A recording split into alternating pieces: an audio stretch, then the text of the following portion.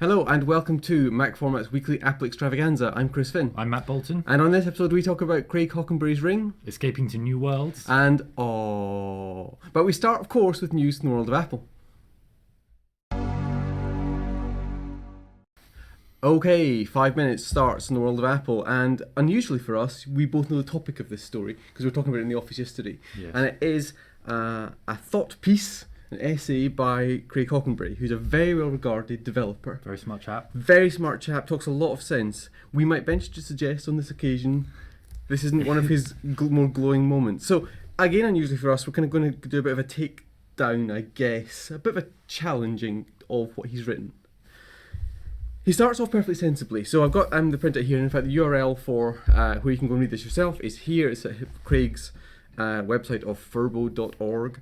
And he starts off perfectly sensibly, albeit there's some weird stuff to begin with. So he's talking about the iWatch, essentially. And he says that the market for high-end watches is a high-end market where spending a few $1,000s on a nice watch is chump change. You're buying a work of art. And that's a perfectly valid thing to assert. Yes. But it seems utterly irrelevant to me. It's one part of the market. Yeah. It's one area. And as far as Apple goes, when it approaches things, Apple's approach is never to try to take the existing market anyway. Yeah. So is looking at the current market any good at all when assessing a possible iWatch? And the thing is, people are obviously saying that the watch market is, let's say, twofold. It is partly cheap Casio watches and the sort of things you buy in Argos, which is not a very international reference for me to make, in Elizabeth Duke. Yes. Is that, and then it's high-end sort of Breitling Omega type things. But I don't think either of those market segments is going to be relevant to what Apple does, if it does anything with a wearable device. Yeah. It seems wrong. It says here, Apple certainly has great designers, but they're going to be competing against craftsmen who've been refining their crafts since the 15th century. In clockwork. Yeah. Like, do you know what I mean? Beautiful stuff. Really, really nice stuff. They didn't include accelerometers for counting steps in the 15th century. Which seems like an odd thing. But then Craig, to his credit, pulls it back and he said, I realise this sounds a lot like Ed Culligan talking about mobile phones. And the quote is, PC guys are not just going to figure this out, they're not just going to walk in, which is a quote with the original iPhone. And boy, howdy, was he wrong. Yes. Disrupted that market completely. But Craig talks a lot of sense as well. He says with the sort of smartwatch market, things like the Nike Fuel Band that I wear, a whole bunch of stuff, he says the least important thing of that is a watch. The watchlessness of it is the least important thing. It's like the phone being the least interesting thing in our smartphone. Valid. All good. Yeah, the starting point for this whole discussion is that things like the Nike Fuel Band and the Jawbone Up and the Fitbit Flex are popular, and they do a clever thing. Yeah. And what if they also had a slightly bigger screen or more of a screen than they have now? Or some more smarts. Yeah, and additional smarts, and they told you a bit more and were an adjunct to your phone. It's just the starting point. The watch comes from the form factor, not from... Yes, from where it happens to be worn and that kind of thing. It's not like we're talking about starting with a watch and then going, how could we make this better? One really quick tangent. He says, as a geek, do you know who Anna Wintour is and why she's important to the success of a wearable device? Yes, I do know who Anna Wintour is. But then because Angela Arendt certainly does. It's like, that's irrelevant. Angela Arendt's the new head of the retail chain. She has no bearing on product development. That we know of. That we know of, but she'll be obviously involved in discussions at a high level. But yeah. But then comes Craig's. I call it a coup de grace if I was being nice. And he thinks Apple's going to launch a Ring. And I've seen him. He suggests it at least. Yes, he posits. Yes. And I've seen stuff like this before where he's made sense, but here I'm going to pick out some of your favourite bits. Yeah, So there's just a few key practical problems here. One of which is there's the discussion of power. I mean, where even does a battery go in a Ring? There's other ways you could theoretically power it, but I don't think any of them are ready, like using the heat from your body and kinetics to directly power it at any given time. Graphene! But I don't think we're anywhere near that being practical. But Craig's suggestion is just for power, the lightning connector is small for a reason. Still quite big. It's huge for a Ring, unless it's kind of... The Ring is a bit like something like the Fitbit Flex. Alright, so it's deep on top that you plug a... No, that's not even what I mean. I mean, if it like plugged in around and the lightning connector was involved in some sort of... clasp. Yeah. But I don't see that working either. It's still see too that big for that kind of thing. The Lightning connector is not a goer for a Ring. And he talks about it being iBeacon compatible, so that his big sort of reveal is if your hands are over the keyboard of your Mac, it knows that's where you are, so it puts notifications on your Mac, not on your iPhone, your iPad, which is a sweet thing. But it seems like if that's the big reveal, if that's the big bonus, Seems like something a watch could do as well. yeah, absolutely. All right, next we're going to move on to virtual worlds. Okay, now we'll talk about the general world of tech and 5 minutes. And I want to talk about virtual reality. Oh, cool. Okay. Yep. So Because Sony announced its virtual the reality Morpheus. Project Morpheus, as they're calling it. It's virtual reality headset Yeah. that will work with the PlayStation 4. Now, between that and the Oculus Rift, everyone in the games world, at least, is actually properly raving about virtual reality now. It's not. It's still a little bit awkward, but it's not super awkward and horrible. It doesn't involve crazy low-res stuff like the Virtual Boy once did. And where in the past we had universities doing mock-ups and prototypes and proofs of concept, now we've got products. We got shit. We got the stuff that can do it well, and we've got powerful enough hardware to drive it. And the people we've got behind it are legit geniuses. Yeah. And it seems to be working. Yeah.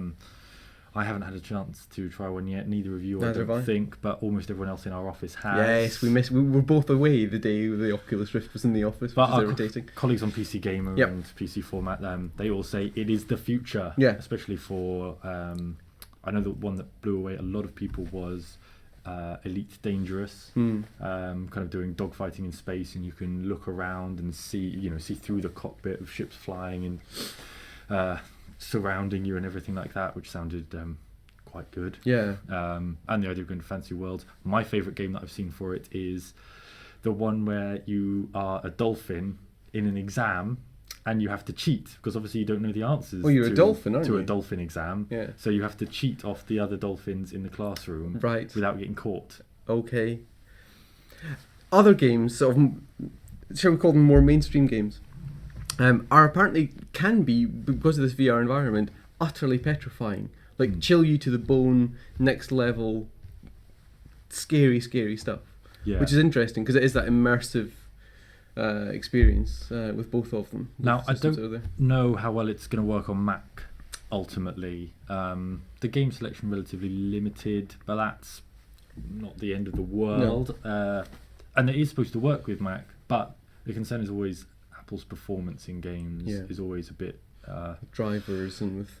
Yeah, with drivers and with what actual tools are available to developers, it's all a bit iffy a lot of the time, and you need very high frame rate to make virtual reality work, and Apple's lack of investment in that on Mac could be a bit of a pain. But might change. It's still very exciting. It might change. In fact, we seem to be knocking down, calling all of our friends idiots just now, but our good friend Peter Cohen made the point, didn't he, on Twitter that no one's going to buy it.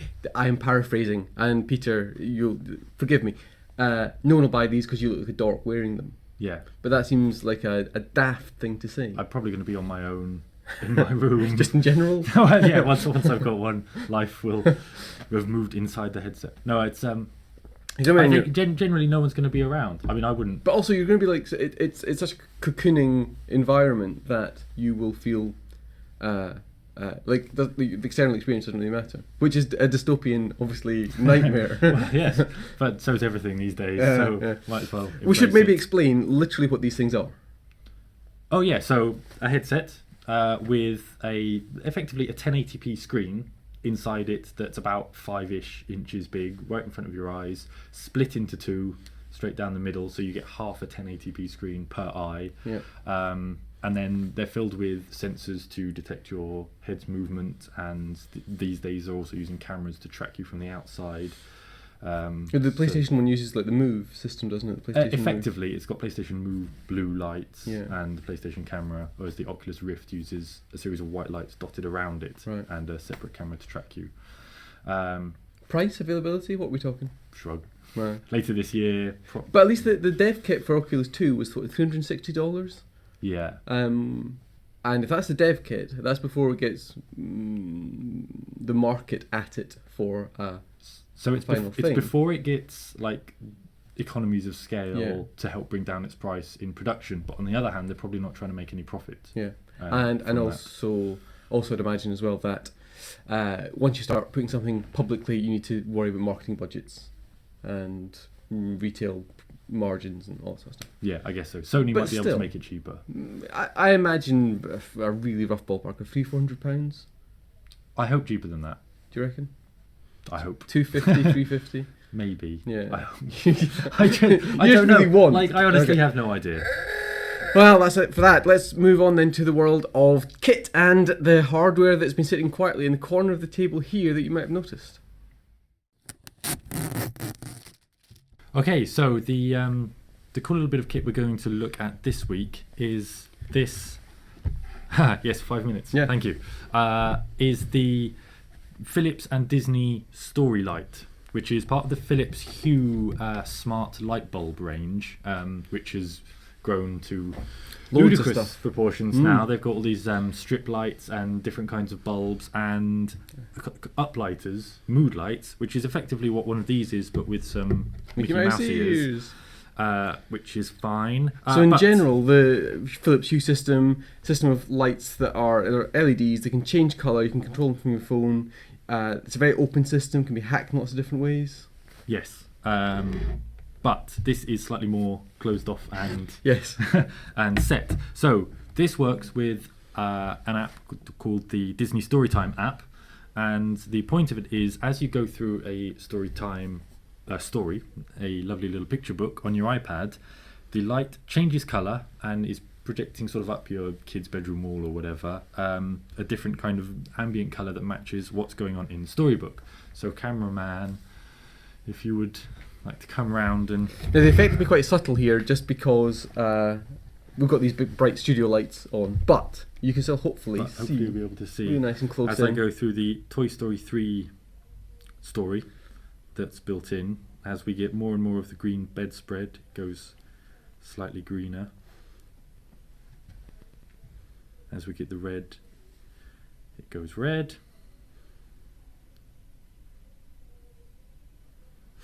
Now we're not saying that this is like the new bastion, new frontier of storytelling. But it's a really nice, cool little iPad ties into other things around it sort of setup. Oh good, it is still silent. Yes, Let's try. it's got quite a strident voice, hasn't it? Yes. Monsters Inc., lovely.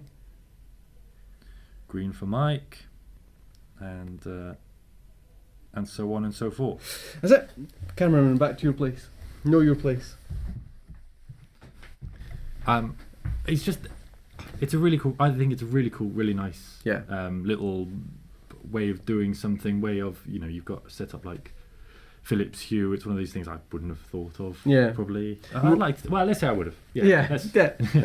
It's funny because we were talking to one of the guys from Philips last night, and he was saying people are doing some really cool stuff with the Hue system. One of the examples he gave was that because it can tie into like baby monitors, for example, if your baby cries, if you've got a sufficiently complex Philips Hue system, it can light a path to the room. Yes. Turn off all other lights. You can only go in this to your direction. baby. But also talked about tying it in with smoke alarms, smart smoke alarms, and it could either all the lights could just turn red Yeah. to let you know something's wrong, or again you could light a certain passage to an emergency exit. Or I do like the idea of the lights going red, sort of Starship Enterprise style. yeah, And you could, obviously kick off a sort of a wooga noise as well. That sounds good to me. yes, But this, as you say, is quite a nice expansion of the system. In fact, all they have done essentially here is take the uplighter and added Mickey Mouse ears to it, and then tied it in with the Disney app. yes. That's one thing that's a shame about this one is it doesn't work with the rest of the Hue system. The rest of the Hue system works with this app, but that is useless without It ties when in. you're not using the Storytime app. But whereas with most Hue systems, you've got to have a base unit and sort of starter pack, they call it. Yes. You can still do that way and then add in this story light. Bring up the box and show me what it's actually called. And show it to the Story light. cameraman. There you Story go. light. Ah. But yes, they also do. This is just the light, Yeah. but they also do it as a starter pack with the base station. Yeah. I don't know how much more that costs, but probably a lot. Yeah. But it's a really sweet little thing, and it's just a nice use of technology. And you can imagine the kid getting even more involved, engaged with the story. That as you go through, it creates a genuine, literal ambiance. Yeah, I like the idea that you go underwater and the whole thing turns aquatic blue, or you go to a jungle and it's green. I think there's a really nice kind of. It's not interactive, but an immersive element to that. Yeah.